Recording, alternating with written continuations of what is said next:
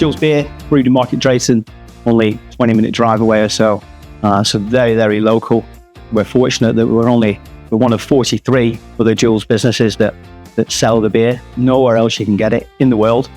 From the cold beers, Green Monkey, my personal favourite, to the ales, we're really, really privileged to sell cracking beer. So with the Royal Oak, we live by the mantra that draft is best. We don't sell bottled beers because we're firm believers in a pint that should be served directly from the tap and from the barrel. So that's what we're all about. Started to look around the area, who was doing things in terms of the industry and pub companies, and an opportunity came up in Market Drayton to look after Red Lion. Part of the brewery were the head offices as well, so right in the heart of everything that Jules do. So you're very much sort of part of Jules, from the delivery lads and the brewery lads to upstairs people in the office, so you're right in the heart of it. My wife's family are from sort of Stone and Eccleshall, so whenever I used to drive through Eccleshall, I used to go past the Royal Oak, and just where it is, the location in the town and the town itself, I always thought if it ever came available, I'd give it a crack.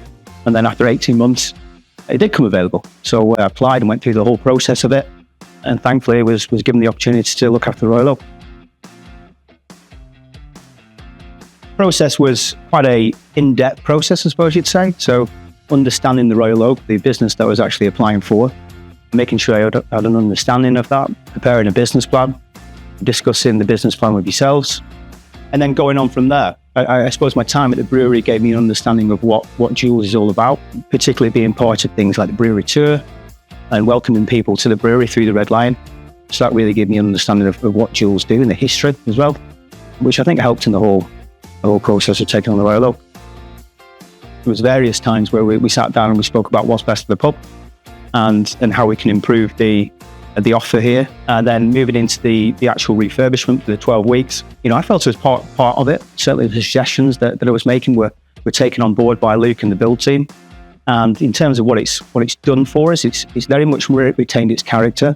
And I think for people of Eccleshall, that was a huge thing, is that it maintained the fact that it's still a pub, and it always will be. So although we've elevated it, it still remains a pub at its heart. Here in the bar area, including all the high tables and the high seating, has really made that drinking environment. And then moving through to the back room, a lot more cozy, great little spaces to eat and drink. So it's made a big difference.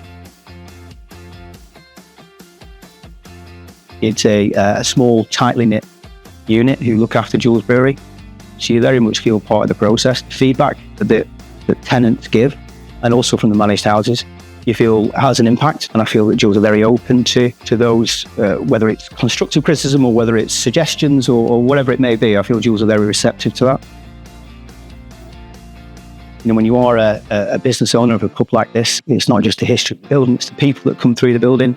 You're offering young people sometimes the first opportunity for a job, for example, from running a wonderful pub. This pub's been around for 300 years, 400 years, 1650, I think it is, 1659.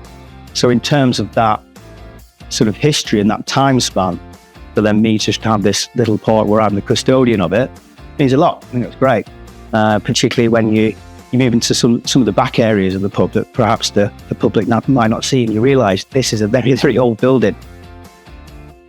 I would say that Jules are a very supportive brewery to work with. Anything that you might need, whether it's advice or support, they're always there on the phone. Very much people that you know as well, and that's a big thing. It's not just ringing a helpline and speaking to whoever.